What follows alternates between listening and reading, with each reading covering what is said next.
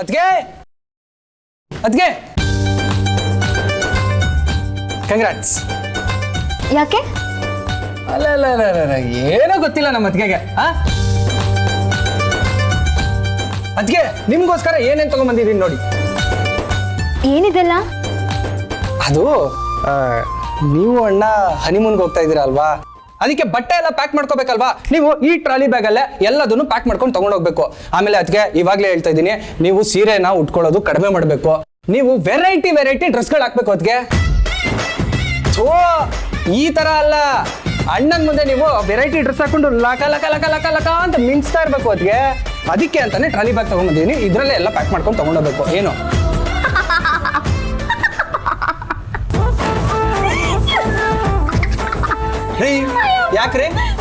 ಯಾಕ್ರಿ ನಾನು ನಗುವಂತದೇನ್ರಿ ಹೇಳ್ದೆ?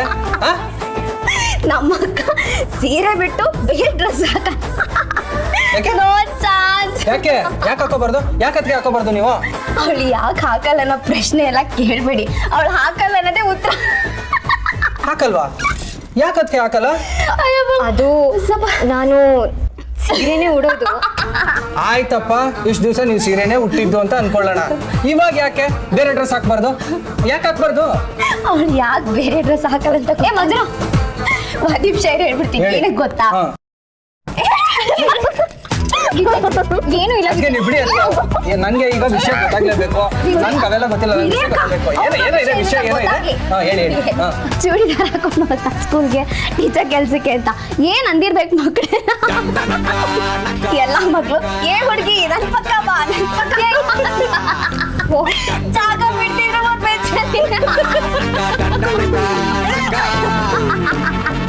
ಟೀಚರ್ನೇ ಸ್ಟೂಡೆಂಟ್ ಅಂತ ಅನ್ಕೊಂಡ್ರ? absolutely right.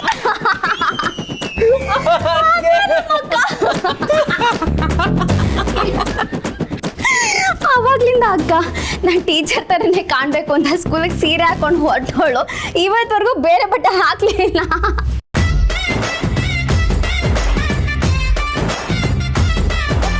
ವಿಷಯ ಹಿಂಗೆಲ್ಲ ಇದೆ ಅಂತ ನನಗೆ ಗೊತ್ತಿರಲಿಲ್ಲ. ಓಕೆ, ಆಗಿದ್ದಾಗೋಯ್ತು, ಬಿಟ್ಬಿಡಿ. ಇವಾಗ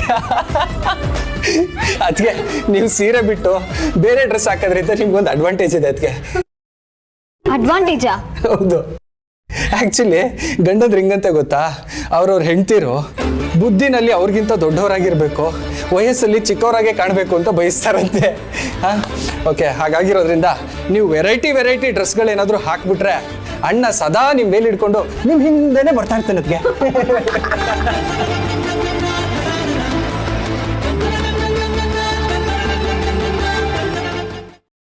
ಸಮಸ್ಯೆ ಇಲ್ಲ ಅಂತ ಕೇಳ್ತಾ ಇದ್ದೀನಿ ಪ್ರಮೋದಿನಿ. ನಾನು ಇಲ್ಲಿ ಸಮಸ್ಯೆನ ಹಾಸ್ಕೊಂಡು ಓದಿಸ್ಕೊಂಡಿದ್ದೀನಿ. ಯಾವ ಸಮಸ್ಯೆ ಬಗೆಹರಿಯತ್ತೆ ಅಂತ ಮದುವೆ ಆದ್ನೋ ಇವಾಗ ಅದೇ ಜಾಸ್ತಿ ಆಗಿ ಕೂತಿದೆ. ಇಲ್ಲ ನನಗೆ ಒಂದಕ್ಕೆ ಎರಡು ಅಂದಂಗೆ ಆ ಕೇಸ್ ಜೊತೆ ಈ ಮಧುವಂತಿ ಕಾಟ ಬೇರೆ ನಂಗೆ ಜಾಸ್ತಿ ಆಗಿದೆ. ಆ ಮಧುವಂತಿ ನನಗೆ ಪ್ರಾಣ ಭಿಕ್ಷೆ ಕೊಟ್ಟಿದ್ದಾಳಂತೆ. ನಾನು ಅವ್ಳ ತಂಗಿನ ಮದುವೆಗೆ ಅವಳನ್ನ ಚೆನ್ನಾಗಿ ನೋಡ್ಕೊಂತೀನಿ ಅನ್ಕೊಂಡಿದ್ದಾಳು ಅವಳು. ನಾನೇನಾದ್ರು ಸತ್ರೆ ನಿನ್ ತಂಗಿ ವಿಧವೆ ಆಗ್ತಾಳೆ ಅಂತ ಹೇಳಿದ್ದೀನಿ. ತಂಗಿ ವಿಷಯಕ್ಕೆ ಅವಳು ತುಂಬಾ ಎಮೋಷನಲ್ ಆಗಿದ್ದಾಳೆ. ಕೈಮಾ ಲಿವರ್ ಚಕ್ಕಣ ಮಾಡುವ ವಿಧಾನ: ಒಂದು ಬಾಣಲಿಗೆ ಎಣ್ಣೆ, ಈರುಳ್ಳಿ ಹಾಕಿ ಹುರಿದು ಶುಂಠಿ ಬೆಳ್ಳುಳ್ಳಿ ಪೇಸ್ಟ್, ಅರಿಶಿನ, ಪುದೀನ, ಕೊತ್ತಂಬರಿ ಸೊಪ್ಪು, ಲಿವರ್, ನೀರು, ಬೇಯಿಸಿದ ಕೈಮಾ, ಟೊಮ್ಯಾಟೊ ಪ್ಯೂರಿ, ಗರಂ ಮಸಾಲ, ತುಪ್ಪ ಮುಚ್ಚಳ ಮುಚ್ಚಿ ಬೇಯಿಸಿ. ಈಗ ಕೈಮಾ ಲಿವರ್ ಚಾಕಣ ಸವಿಯಲು ಸಿದ್ಧ. ನಮ್ಮ ಇವತ್ತಿನ ಕಾರ್ಯಕ್ರಮದಲ್ಲಿ GFC ಖ್ಯಾತಿಯ ಕೃಷ್ಣಪ್ಪನವರು ಒಳ್ಳೆ ಚಾಕ್ನವನ್ನ ಮಾಡಿ ಕೊಟ್ಟಿದ್ದಾರೆ. ಹೆಂಗಿದೆ ಅಂತ ಎಲ್ಲ ಹೇಳಕ್ಕಾಗಲ್ಲ, ನೀವು ಮಾಡ್ಕೊಂಡ್ರೆ.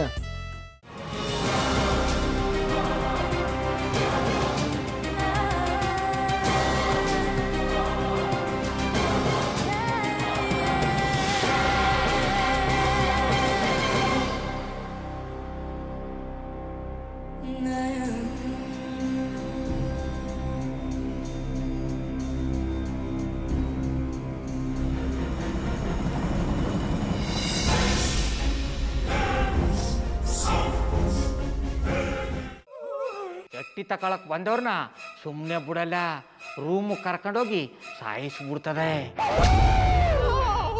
ರೂಮಿಗೆ ಕರ್ಕೊಂಡೋಗಿ ಯಾಕೆ ಸಾಯಿಸ್ತಾಳೆ?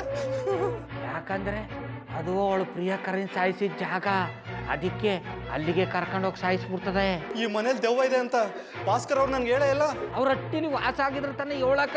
ಹಟ್ಟಿಲಿ ವಾಸ ಆಗಿರೋರ್ನ ಯಾನು ಮಾಡಲ್ಲ, ಆದ್ರೆ ಅಟ್ಟಿ ತಕೊಳಕ್ ಬಂದವ್ರನ್ನ ಅದು ಸುಮ್ಮನೆ ಬಿಡಲ್ಲ ಬಿಡಲ್ಲ ಬಿಡಲ್ಲ. ಇದನ್ನೆಲ್ಲ ಹೇಳ್ತಿದ್ಯಲ್ಲ, ನೀ ಯಾರು?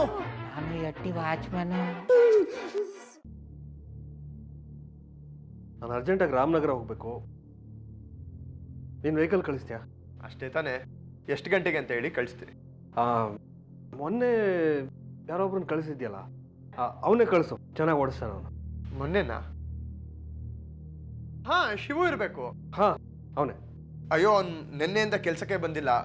ಫೋನ್ ಮಾಡಿದ್ರೆ ರಿಸೀವ್ ಮಾಡ್ತಿಲ್ಲ.